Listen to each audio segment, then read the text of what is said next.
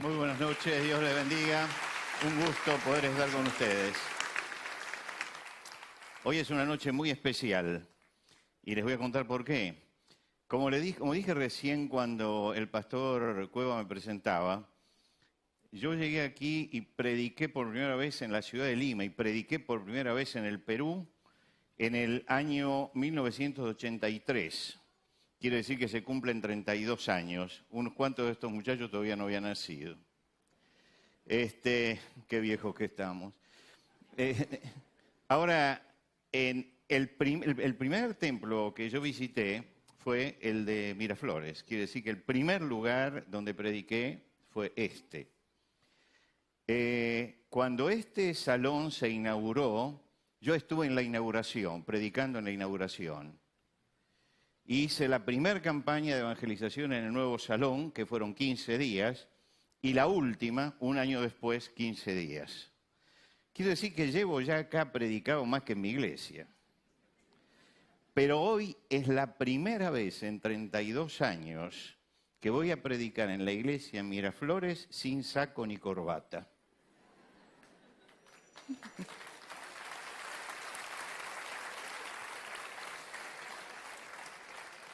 Así que esto fue motivo de debate familiar, de debate con los pastores, y después de debatirlo mucho, me llamó hoy el pastor Smith para decirme que dejara el saco y la corbata por el calor.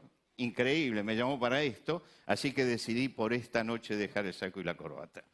Vamos a hablar acerca de la familia, ¿bendición o maldición? Parecería que esta pregunta no hay que hacérsela, pero yo creo que es una pregunta que todos nos tenemos que hacer. ¿La familia es una bendición o una maldición? Voy a leer el Salmo 128, que es un salmo muy especial por el momento en que se cantaba este salmo. Ustedes saben que el libro de los Salmos es algo así como un himnario de los judíos. Y este salmo forma parte de un grupo de salmos que se cantaban en las peregrinaciones a Jerusalén, donde se reafirmaban principios de fe. Y uno de los principios que se reafirmaban, hay 2 salmos dedicados a la familia, quiere decir que en este peregrinar, en este acercarse hasta el lugar donde se adoraba a Dios, ellos iban reafirmando principios de fe con sus canciones. Son los que se llaman en nuestra Biblia cánticos graduales, porque quiere decir cántico de los que suben o cántico de los que avanzan. Y vamos a leer hoy el Salmo 128, que junto con el 127 son los 2 salmos dedicados a la familia. El Salmo 128 dice así: Bienaventurado todo aquel que teme a Jehová, que anda en sus caminos. Cuando comieres el trabajo de tus manos, bienaventurado serás y te irá bien. Tu mujer será como vid que lleva fruto a los lados de tu casa, tus hijos como plantas de olivo alrededor de tu mesa. He aquí, así será bendecido el hombre que teme a Jehová.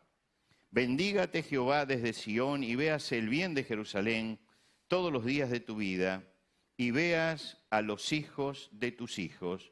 Paz sea sobre Israel. Vamos a detenernos en este salmo. El mismo día, hace ya un tiempo, y eso fue lo que motivó que empezara a mirar este tema, encontré 2 noticias contradictorias en el periódico. La primera de ellas se refería, ustedes recuerdan, al avión que cayó cerca de Ucrania.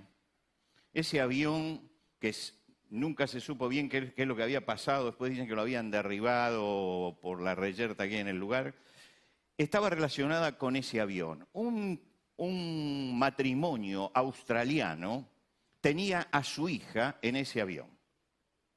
Y entonces estaban volando a Ucrania. Y estaban volando a Ucrania para meterse en la zona de conflicto, sosteniendo que, y esto lo sostenían tanto el padre como la madre en un reportaje, creemos que nuestra hija está viva. Y creemos que nuestra hija está viva porque puede ser que haya sido eyectada por el asiento y con el asiento puede haber descendido y puede haber amortiguado el golpe. Y las bajas temperaturas que hay arriba, cuando usted está a 10.000 metros, hay 50 grados bajo cero, Dice, las bajas temperaturas seguramente hicieron entrar su cerebro en hibernación y entonces puede recuperarse. Y cuando usted lee esta noticia, dice, es desde el punto de vista racional disparatado. Pensar que alguien en un avión que se cae desde 10.000 metros puede ser amortiguada por el asiento y que su cerebro puede hibernar por el frío y puede después descongelarse y puede estar en algún lugar vagando, buscando. ¿Qué había pasado? Es que estos padres amaban a su hija, que era el fruto de la familia. Para ellos la familia era una bendición, era una bendición. Y en ese momento no lo entendemos racionalmente, pero lo podemos entender emocionalmente. Esos padres estaban queriendo retener el hogar, querían que no fuera destruido por esta muerte. Ellos realmente sentían que la bendición de la familia era algo que tenía que persistir. Y aunque todo lo que decían era disparatado, no se daban cuenta de eso, porque el afecto, el amor, lo que la familia representaba para ellos era tan grande que salieron a buscar a su hija. Por supuesto que la noticia se perdió allí, pero quedó en mí girando esto, ¿no? ¿Qué sentido tiene para estos padres que hacen eso, su familia, su hogar, sus hijos? ¿Cómo lo estiman? Pero di vuelta 2 páginas del diario y yo no hablaba de un padre australiano, sino de un padre argentino. Ese padre argentino se había peleado con su esposa, la había golpeado, y como su niña de 2 años lloraba, la colocó dentro del lavarropas y lo puso a andar. Y por supuesto, cuando lo sacó, podía haberle causado la muerte, pero lo sacó gravemente herida, su esposa golpeada, la niña con problemas seguramente neurológicos permanentes. Para este hombre la familia era una maldición. No la tenía para nada en estima. Son 2 formas distintas de ver la familia y de encararla. Para uno la familia era algo que había que proteger, era un bien, era una bendición, algo que se quiere retener. Y para el otro la familia era algo que se puede destruir, que me molesta, que me irrita. Me molesta y me irrita a mi esposa, me molesta y me irrita a mi hija, no sé para qué me casé. Son 2 formas totalmente distintas y opuestas, y lo que me llamó la atención era que en el mismo periódico y en el mismo día estaban estas 2 visiones. Y yo dije, algunos valoran la familia, quieren mantenerla, se resisten a que la familia se desmembre, porque para ellos tener una familia es una bendición. Y para otros no valoran su familia, no la preservan, la destruyen. Tener una familia es una maldición. ¿Qué es para ustedes que están esta noche la familia? ¿Una bendición o una maldición? Vamos a pensarlo interiormente. Vamos a pensarlo.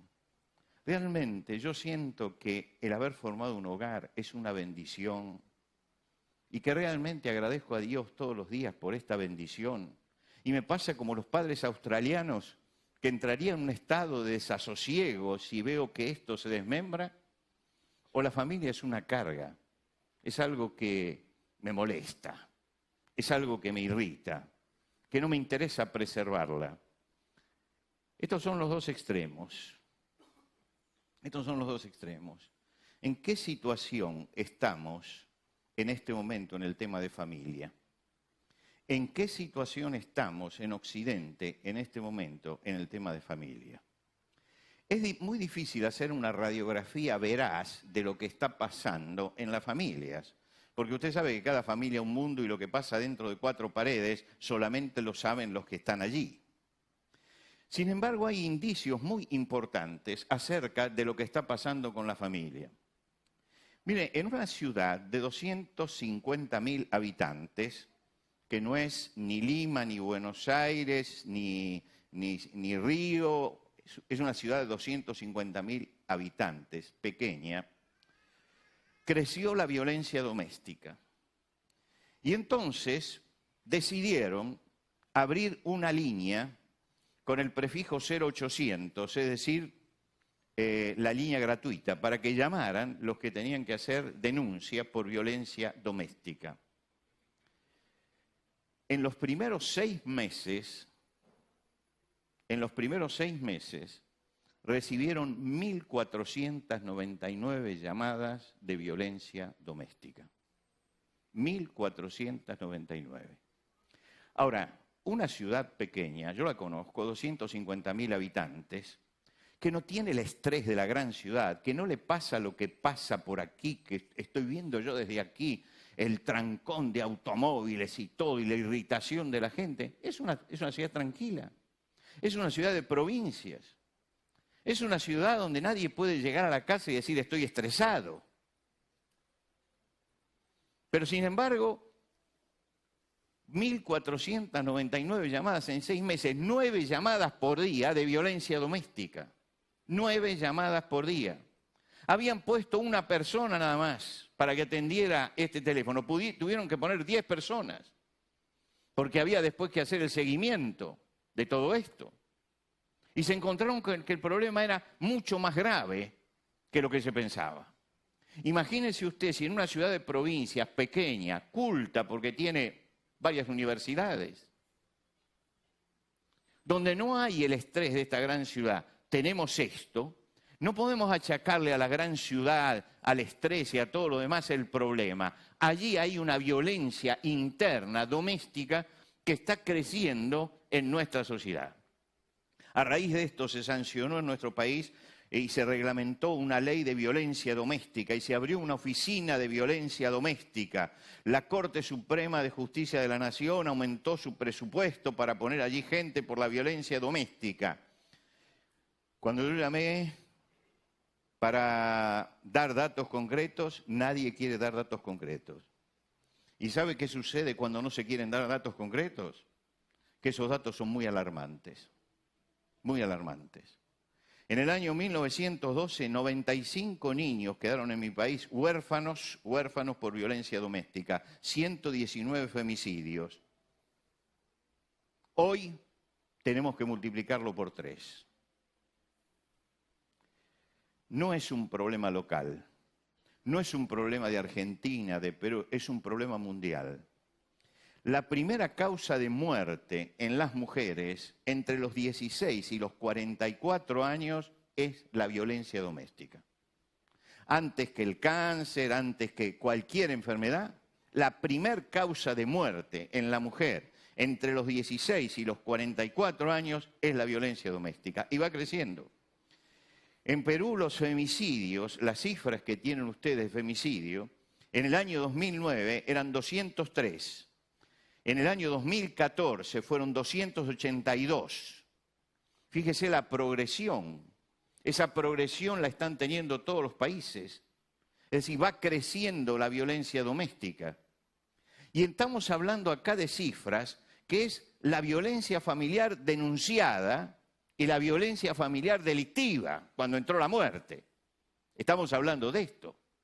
Pero usted sabe que no toda se denuncia. Quiere decir que hay una violencia intrahogareña que muchas veces no llega a la denuncia, que muchas veces no llega al homicidio, pero que se viven tensiones y dolor y mujeres golpeadas permanentemente en esta sociedad. Y yo estoy seguro que esta noche, estoy absolutamente seguro, que hay varias mujeres golpeadas, varias mujeres que están sufriendo esto, y varios hombres también que están sufriendo las tensiones de la familia. Hay países donde ya no solamente las mujeres se unen para defenderse de la violencia doméstica, sino que también los hombres se están uniendo para defenderse de la violencia doméstica. Que sí que es algo que está creciendo. Parece que para muchos, y cada vez más, la familia no es una bendición, sino una carga, un problema, una fuente de conflictos, un lugar peligroso. Fíjese que para muchas mujeres el hogar se transformó en un lugar peligroso. Hay casos de violencia doméstica que yo he atendido que le dije a la mujer, por favor, tome todas sus cosas y váyase. Y para un pastor decir esto es muy difícil, es muy costoso, pero era la única solución que veía. Váyase. ¿Por qué? Porque uno sabe que hay peligro, no solamente de agresión, sino peligro de muerte, dentro del hogar, no fuera del hogar, no de los países en guerra, no en los centros y las aglomeraciones de las grandes urbes, no en las zonas marginales, dentro de la casa, en el hogar. Hay peligro allí adentro. Y por eso tenemos que reflexionar sobre la familia para entenderla, para aprender a conducirnos en familia y para hacer que la familia realmente sea una fuente de bendición. Este salmo que nosotros acabamos de leer tiene 3000 años y, como les decía, formaba parte de un conjunto de salmos que van del 120 al 134. Son todos esos salmos que se cantaban en las fiestas. ¿Qué era lo que querían reforzar? Reforzaban la vida espiritual del pueblo y entonces hay salmos que exaltan la fe, la esperanza, la fraternidad, agradecen las bendiciones de Dios. Y hay salmos que hablan acerca de la vida comunitaria, es decir, de la familia, de la ciudad, de la nación. Entre esos salmos están estos dos que exaltan, el 127 y el 128, el hogar, la paternidad, los hijos y los valores. ¿Y por qué elegí el Salmo 128? Porque el Salmo 128 marca una progresión que tenemos que tener siempre en cuenta y que tiene que tener en cuenta la sociedad. La progresión del Salmo es que comienza hablando primero de la persona. Primero habla de la persona. Bienaventurado aquel que teme a Jehová, que anda en su casa. Empieza por la persona. Después sigue con la familia, porque así será su familia. Después sigue con la ciudad, así será Jerusalén. Y después sigue con toda la nación. Quiere decir que este salmo está armado en 4 círculos concéntricos. En primer lugar, habla de la persona, habla del hombre, sobre quien se fundamenta el hogar. Empieza por esa cabeza, allí está el comienzo de todo. Después sigue con la familia, que es el resultado primario de la relación entre el hombre y la mujer. La célula madre de la sociedad es la familia. El sustento de la sociedad es la familia. Después sigue con la ciudad.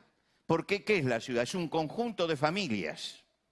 La ciudad es el tejido social, es la comunidad progresando.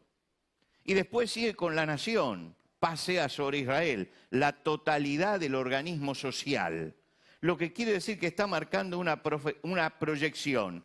Si la ciudad, si el país tiene problemas, hay que irlo a buscar en el seno de las familias y hay que irlo a buscar en las personas que forman la familia.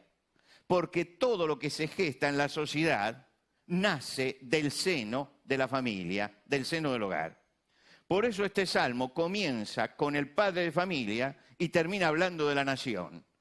Y si yo quiero entender de dónde vienen los males de la nación, tengo que hacer el camino inverso. Tengo que decir la nación, la ciudad, la familia, la persona.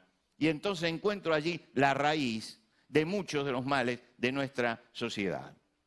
No se pueden realizar cambios sociales profundos, duraderos, si no hay cambios individuales, si no hay cambios personales. Y allí es donde está la clave del problema. La madre de todos los errores en esta sociedad es creer que los problemas son únicamente sociales. Problemas sociales. Tenemos violencia porque la sociedad. Tenemos asesinatos porque la sociedad, tenemos violadores porque la sociedad. La culpa es de la sociedad. Y usted sabe que cuando se echa la culpa a la sociedad, cuando todos tenemos la culpa, nadie tiene la culpa. Tenemos que empezar a asumir que hay una responsabilidad personal y el solo hecho de ser ciudadanos implica que tenemos que tener una responsabilidad sobre nuestra propia vida. Y que tenemos que responder como seres que estamos en la comunidad, tenemos que responder con nuestra conducta a las demandas de la sociedad. Quiere decir que tenemos que empezar por el individuo, que los problemas sociales empiezan con los problemas personales. Monseñor Fulton Sheen habla de las guerras y él dice, ¿dónde nacen las guerras?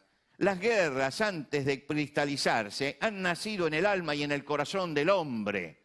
Lo primero, la guerra se inició en un corazón alterado, en un alma alterada, que comenzó a gestar el odio y fue transmitiendo el odio. Dice, pero no hay nada que suceda en el mundo exterior que primero no haya pasado en el mundo interior.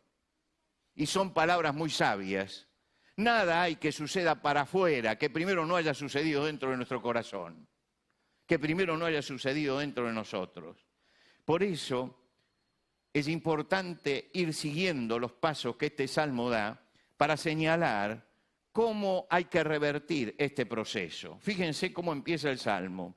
Bienaventurado todo aquel que teme al Señor, que anda en sus caminos. La mayoría de los problemas familiares se debe a que se fundan familias sin saber qué es la familia, sin saber cuál es el propósito de la familia, sin saber cuáles son los objetivos de la familia y cómo se debe manejar una familia. Y por eso pedí que vinieran acá los jóvenes enamorados que están en ese momento de embobamiento.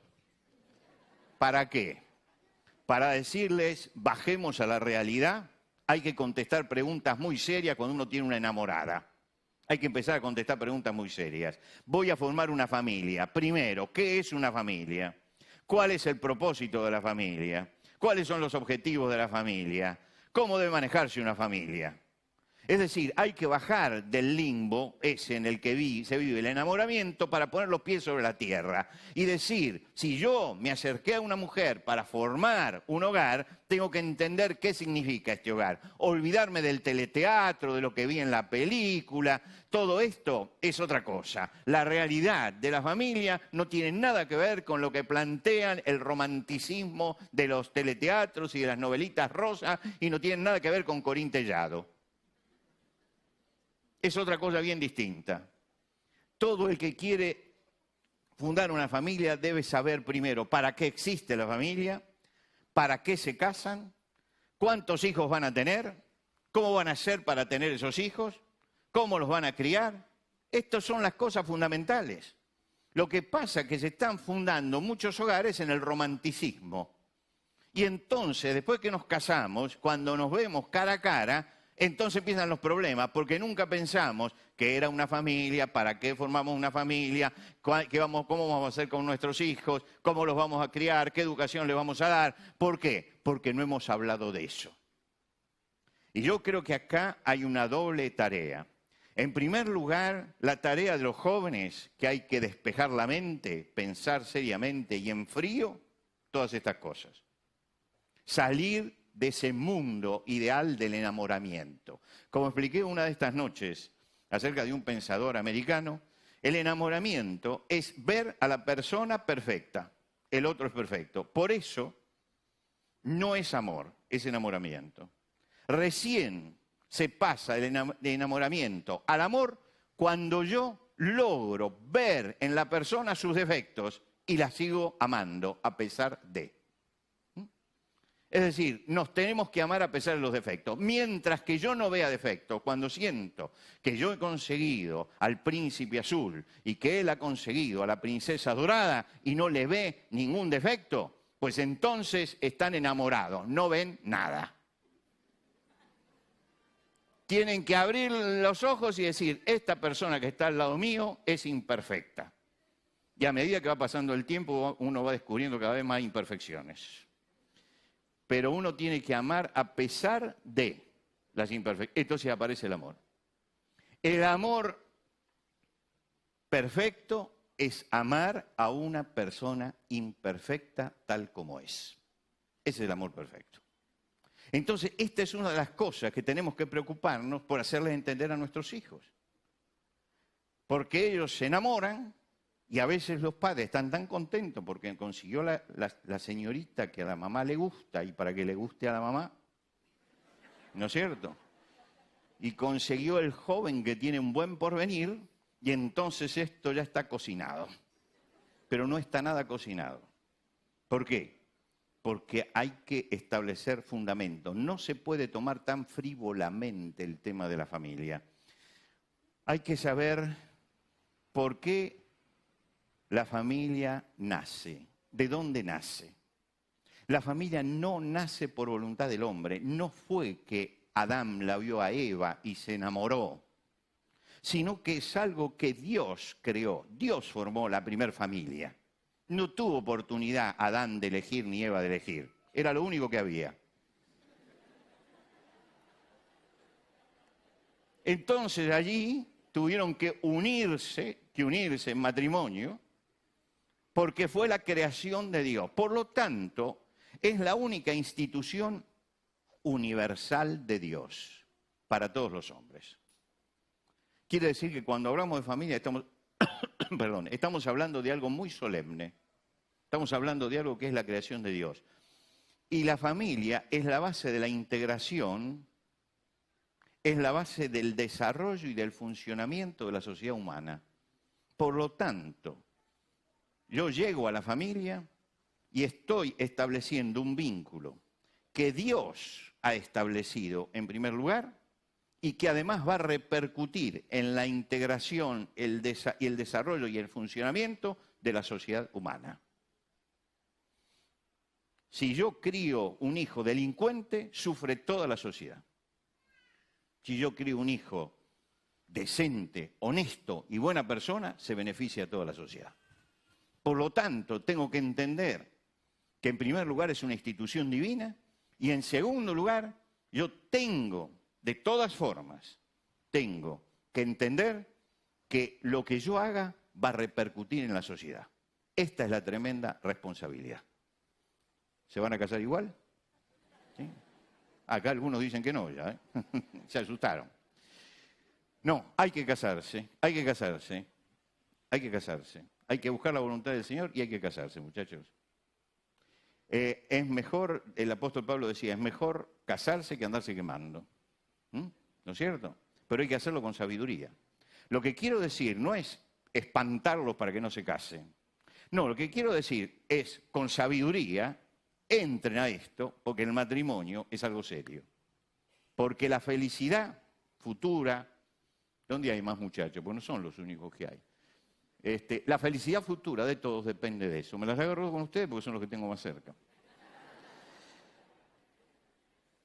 La familia otorga a los descendientes alguna cosa que es muy importante. En primer lugar, el arraigo. El arraigo. Todos necesitamos pertenecer, tener raíces, ser parte de la sociedad. La familia nos da raíces y nos da identidad. Raíces, identidad. Es en el seno de la familia, y no de la escuela, sino de la familia, donde recibimos la verdadera educación y descubrimos quiénes somos, de dónde venimos y hacia dónde vamos. Quiere decir que la familia es la que tiene que responder las preguntas existenciales del ser. ¿Cuáles son las preguntas existenciales? ¿Quién soy? ¿Por qué estoy acá? ¿A dónde voy?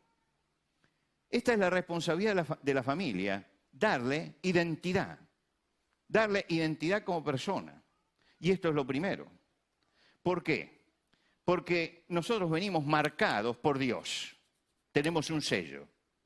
Puede decirse que cada una de nuestras células de nuestro cuerpo viene sellada por Dios. Todas mis células dicen masculino. Y todas las células de la mujer dicen femenino.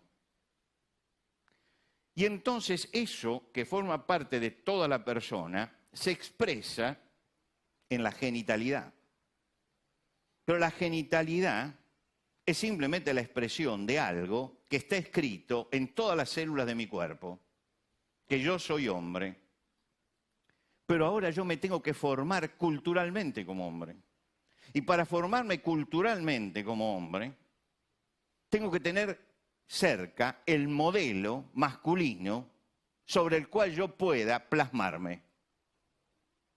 Y para saber cómo debo tratar como hombre a la mujer, tengo que ver en la relación de mis padres cómo debe ser tratada la mujer. Y en la conducta de mi padre, lo que es la mujer. y a la inversa.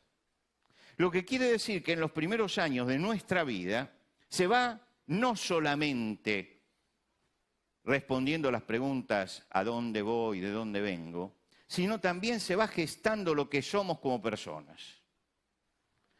Y en esto, en la impresión de lo que es lo varonil y de lo que es lo femenino, cuentan los primeros años de vida y cuentan lo que nuestros padres hacen en nosotros.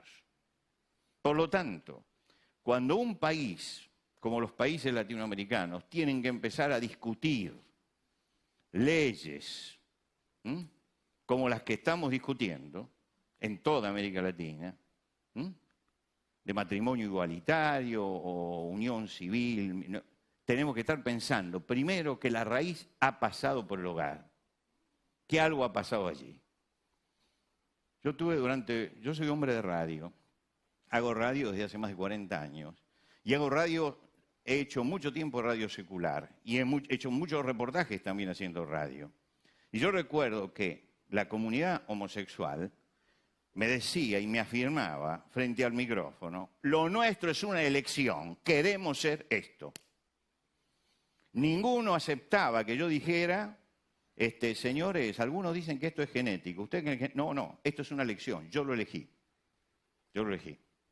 Pues si él lo eligió, entonces hay algo dentro del seno familiar que lo hizo elegir equivocadamente. Porque vino marcado en una forma y se inclina hacia otra forma. Y en esto están los primeros 5 años de vida. ¿Qué es lo que pasó? ¿Qué es lo que vio? ¿Qué es lo que vivió dentro del hogar? Si el padre castiga a la madre, el hombre empieza a rechazar la propia hombría. ¿Por qué? Porque siente que ser hombre es eso que hace mal a su familia. Y empieza a rechazarla. Y lo mismo sucede en sentido contrario. Quiere decir que hay que formar las identidades. Y las identidades se van formando en la educación. Y se van formando en lo que los padres van poniendo. Yo el otro día salí a comprar algunas cosas con mi nieto, el menor, que tiene 4 años. Va a cumplir 4 años ahora en mayo. Entonces voy a comprar algo en un negocio para él y me dice, no, abuelo, eso no. ¿Por qué? Porque es de chicas. ¿Por qué? Porque es rosa. Es decir, él tiene bien claro lo que es. Le dicen, está armando su cumpleaños. Nos dice, estoy haciendo la lista de invitados del cumpleaños, de los chicos que van con él al kinder, ¿no? Y voy a invitar a Francisco, a Pablo, a lo otro, y la abuela le pregunta, ¿y nenas no? No, las nenas son problema. Es decir, se va formando la identidad. Las nenas son un problema. Y vaya si son un problema. Y por otro lado, además de dar arraigo, identidad, es protección. Porque la familia tiene que ser un paraguas protector de todos. Tenemos que sentirnos en el hogar protegidos, cobijados. Nos ayuda a la socialización, nos ubica en la sociedad, pero nos da protección. Yo tengo que sentir que en mi familia me comprenden, me aman, me ayudan, me defienden, me protegen, me corrigen, y que estoy bajo la cobertura de un paraguas protector que se llama familia. El hombre del Salmo es un hombre que respeta a Dios y cumple los mandamientos y anda en sus caminos. Por lo tanto, le está dando a su familia una cobertura total. Se dice que este hombre trabaja, por lo tanto está supliendo las necesidades materiales. Pero se dice también que este hombre da cobertura espiritual y formación espiritual.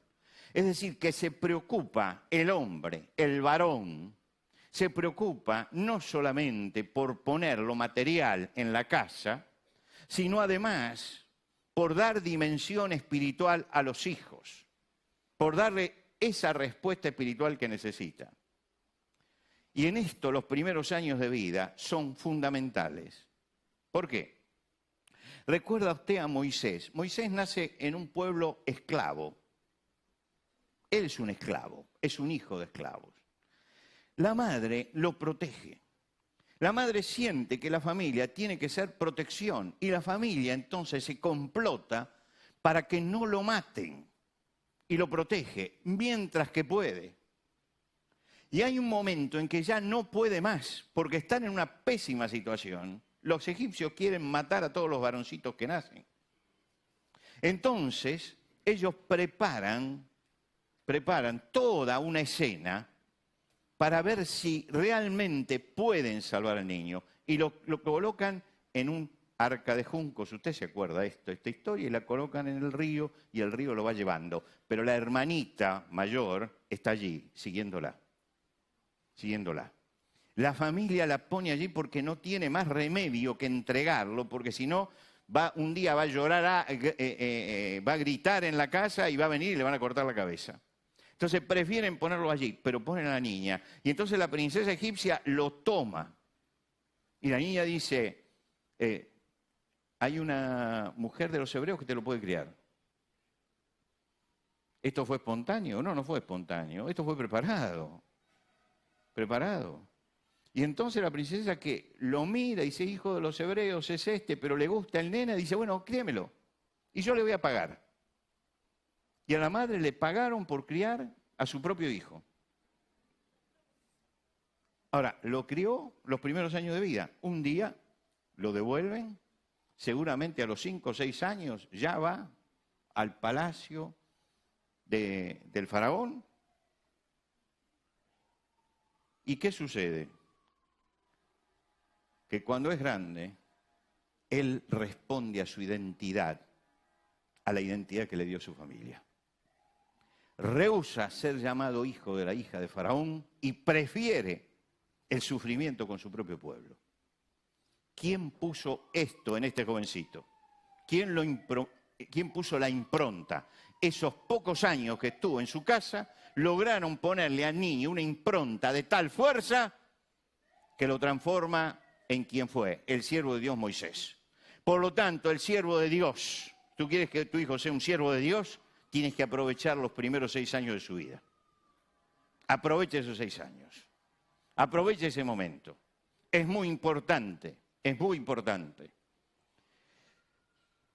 Yo tengo un libro escrito que no ha llegado acá, solamente algunos amigos lo tienen, donde cuento un poco la historia de mi vida, de mis comienzos. Y yo tuve la tremenda impronta espiritual, antes de los 6 años, tremenda impronta espiritual de aprender todas las historias de la Biblia de boca de mi abuelo, que me las contaba como si fuera un cuento. Yo conocía a todos esos personajes. Estaba metido en el mundo de la Biblia. Sabía lo que era el bien y lo que era el mal. Y muchas veces cuando yo estoy predicando, así como esta noche, y recuerdo historias, recuerdo la historia de Moisés, recuerdo cómo me la contaba mi abuelo. ¿Hace cuánto? Hace más de 60 años, no le voy a decir cuántos. Más de 60 años. Quedó impresa esa historia, quedó impresa. Yo cuando hablo de Moisés, o hablo de David, o hablo de Sansón, o hablo de Gedeón, estoy hablando de gente que pobló mi infancia, que fueron mis héroes. Jugábamos a David y jugábamos a Gedeón. Quiere decir que imprimieron algo dentro que no pudo borrar el tiempo. El hombre de este salmo da cobertura espiritual y trabaja. Cuando comieres el trabajo de tus manos, bienaventurado serás y te irá bien. Con su esfuerzo mantiene a su familia. Le da cobertura material. Está fundando una familia como se debe fundar. Asumiendo el hombre la mayor parte de la carga sobre sus espaldas, protegiendo a la mujer que siempre, por los embarazos, por los partos, por los niños chiquitos, está en una situación de debilidad. En muchos momentos de la vida, el hombre tiene que aparecer allí como cobertura, como sostén, como apoyo, como ayuda, como ayuda. Mi nuera le dice a mi nieto más chico, el que tiene 4 años, que es, no voy a decir que es un demonio, pero más o menos. Porque me están viendo desde la casa. Si no fuera en directo le cuento. Pero le dice siempre, ¿por qué este se pelea? Y se pelea con todos. Y entonces le hace repetir una frase, ¿cómo hay que tratar a una mujer? Y entonces él dice, como una copa de cristal.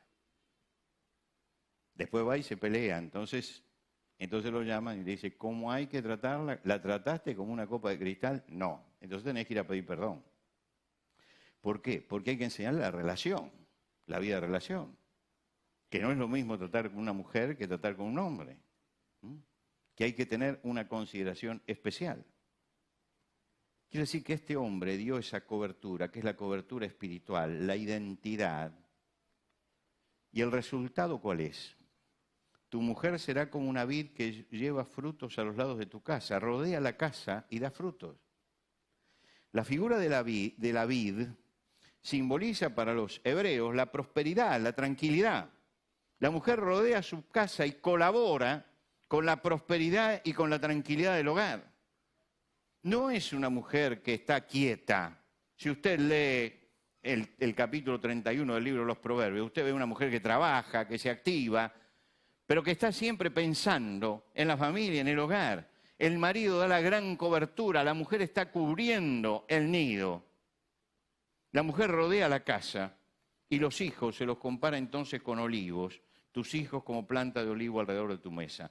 Los pueblos orientales consideraban al olivo como un símbolo de fortaleza, de bendición divina. Usted llega hoy a Jerusalén y en el Monte de los Olivos le muestran olivos milenarios, que han visto pasar generaciones. No sé si era verdad que algunos dicen que tienen 2000 años y que estaban ya en el tiempo de Jesús, pero puede ser que haya sido así. Era el símbolo de la fortaleza, de la bendición divina, de la prosperidad. Recuerde que una rama de olivo fue la que llevó la paloma de Noé y es el símbolo de la paz, de la amistad. Quiere decir que cuando se dice que tus hijos son como plantas de olivo alrededor de tu mesa, están diciendo que son fuertes, que son una bendición, que son pacíficos, que son amigables. Está planteando una familia que es la familia que Dios quiere. Los hijos se crían alrededor de la mesa familiar. Se crían alrededor de la mesa familiar. ¿Se dio cuenta que estamos perdiendo la mesa familiar? ¿Se está perdiendo la mesa familiar? ¿Por qué? Porque se han metido intrusos en la mesa familiar. Y entonces yo digo que la familia, que era un círculo, se transformó en un semicírculo, donde está el televisor del otro lado. Y entonces hay que parar con esto. ¿Por qué? Porque la familia tiene que ser un círculo y la mesa familiar, alrededor de la mesa es siempre la comunión, es siempre la relación, es siempre el diálogo y esto es lo que tiene que estar abierta. Es la descripción de una familia realmente feliz que parte de un hombre bienaventurado que se ubica en el lugar de la bendición. Que la familia es parte de esa bendición para la vida de él y son bendiciones unos para otros, que generan una ciudad con bendición, bendígate Jehová desde Sión, y que por fin paz sea sobre Israel, traen la paz para la ciudad. Seguramente hemos hablado de la familia como la familia debe ser y como la familia la plantea Dios. Pero ahora tenemos que mirar desde este ejemplo qué es lo que está pasando en nuestra familia. ¿Cuántas familias hay con violencia interna? Con violencia que puede ser violencia física, violencia verbal o tensiones que producen violencia. Que hay situaciones de tirantez que son también una forma de violencia. Hay que solucionar eso, hay que sacar eso. Y para eso tenemos que mirarnos para adentro. Tenemos que analizar nuestra propia conducta dentro de la familia, nuestra propia conducta dentro de la familia. la dignidad que tenemos que tener como personas dentro de la familia. Tenemos que mirarnos para adentro. Pero lo más importante es que esta noche estamos aquí porque queremos solucionar problemas. No porque queremos tipificar problemas solamente, sino porque queremos solucionar problemas. Y hay que revertir situaciones. Y si hay tensiones, y si hay violencia, hay que pensar que esto no puede seguir así porque va a terminar muy mal. Y si no puede seguir así, entonces esta noche tenemos que empezar a tomar decisiones. Y hay que tomar decisiones delante del autor de la familia, delante de Dios. Hay cosas que están torcidas y que hay que enderezar. Hay cosas que están equivocadas, hay que corregirlas. Hay cosas que están dañadas, hay que sanarlas. Hay cosas que están caídas, hay que levantarlas. Es decir, tenemos que analizar bien qué es lo que está pasando dentro de nuestra familia. ¿Cuáles son las cosas que están dañando nuestra familia? Y tenemos que pensar que Dios puede enderezar lo torcido. Dios puede enmendar lo equivocado. Dios puede cambiar el clima de la familia. Dios puede sanar lo que está dañado. Y Dios puede restaurar todo lo que esté caído. Pero para eso tenemos que buscar al Señor en nuestro hogar y en nuestra familia. Tenemos que pedir la presencia del Señor en nuestro hogar. La familia tiene que ser forzosamente una bendición porque Dios bendijo a Adán y Eva y dice que lo que hizo era bueno y en gran manera. Por lo tanto, la familia siempre tiene que ser una bendición.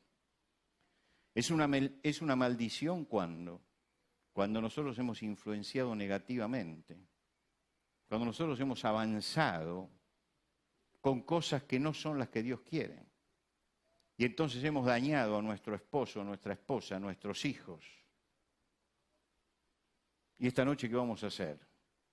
¿Vamos a llorar sobre la leche derramada? No.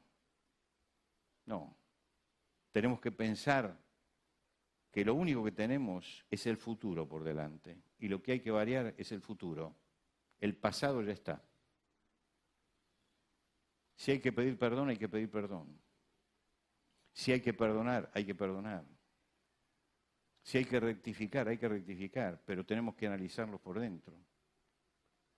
Tenemos que sanar nuestras familias. Tenemos que sanar nuestras familias. Y Dios quiere sanar nuestras familias.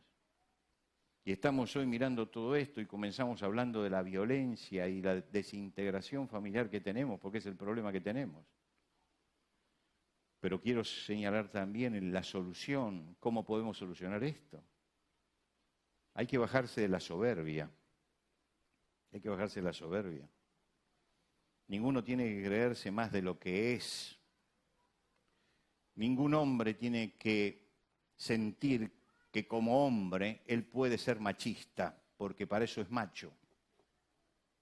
Porque justamente es de hombre no ser machista. Es considerar a la mujer, es amar a la mujer, es comprender a la mujer. Y la mujer tiene que entender que el hecho de ser mujer no la habilita tampoco para juzgar a su esposo permanentemente, para amargarle la existencia con reproches, porque en definitiva, si están juntos es porque se han elegido, y la culpa es de los dos. Por lo tanto, ni de un lado ni del otro. Ni machistas ni feministas, Ni machista ni feminista, porque ahora tenemos, así como teníamos en el pasado machismo, ahora tenemos también feminismo de este lado, que son las dos cosas exactamente iguales. Cuando hablamos de esto estamos hablando de oposición. La Biblia no habla de oposición, habla de complementación. Y en esa complementación de los dos es donde encontramos la respuesta para nuestro problema de familia, encontramos la respuesta para nuestro problema de hogar. Y yo les digo, miren, esta noche estamos aquí y es maravilloso que hayan venido todos ustedes, que hayan aguantado el calor, que hayan aguantado que yo haya prolongado por demás. mis palabras esta noche, pero estamos para más, para algo más aquí. ¿Sabe para qué estamos? Estamos para sanar. Estamos para encontrar en el Señor la respuesta a nuestro hogar, a nuestra familia, a nuestras personas. Estamos para presentarnos delante de Dios. Y yo les pido que esta noche analicemos bien los problemas de nuestra familia. Que los que son esposos se miren como esposos y se evalúen. Yo me voy a evaluar a mí, como esposo, como padre. Y que las mujeres que están aquí se evalúen como esposas y como madres. Y los jóvenes que estén aquí se evalúen como hijos, si están respondiendo realmente a las demandas de Dios como hijos. Es decir, que todos hagamos una evaluación interna de nuestra vida familiar. Que nos preguntemos qué es lo que pasa realmente en nuestra familia. Y que seamos sinceros. Porque una es la fachada, es lo que se ve, es lo que mostramos. Y lo que tenemos dentro es otra cosa. Y es eso que tenemos dentro lo que quiero que analicemos. Todas las familias se muestran como la familia ideal. La familia ideal no existe, no existe. Hay que analizar los problemas internos del hogar. Y estamos esta noche para traerlos al Señor.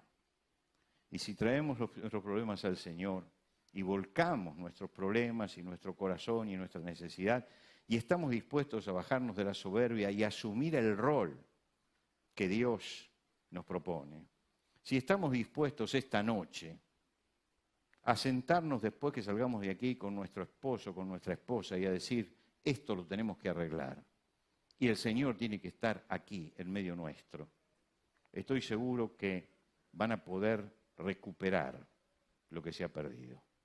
Pero el asunto es que esta noche nos encontremos realmente con el Señor y que busquemos en Él la respuesta para nuestra vida. Les voy a pedir que nos pongamos todos de pie.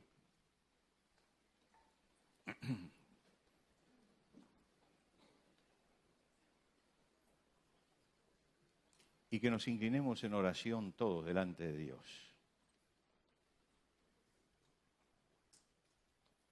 Por favor, vamos a entrar en presencia íntima de Dios, en oración.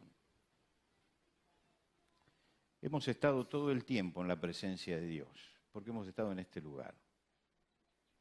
Pero la oración es el momento en que entramos en la mayor intimidad personal. Y por eso yo le pido que delante del Señor, cada uno, analice su situación personal y su situación como familia.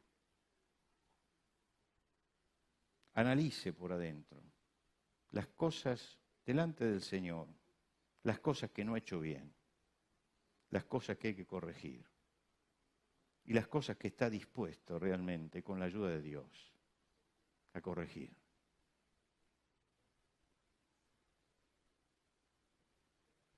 Y si hay alguna mujer que a lo mejor ha sufrido violencia, yo le pido que esta noche, si su esposo se pone delante del Señor y pide perdón, usted tenga la generosidad también de perdonar. Porque el perdón siempre es sanador.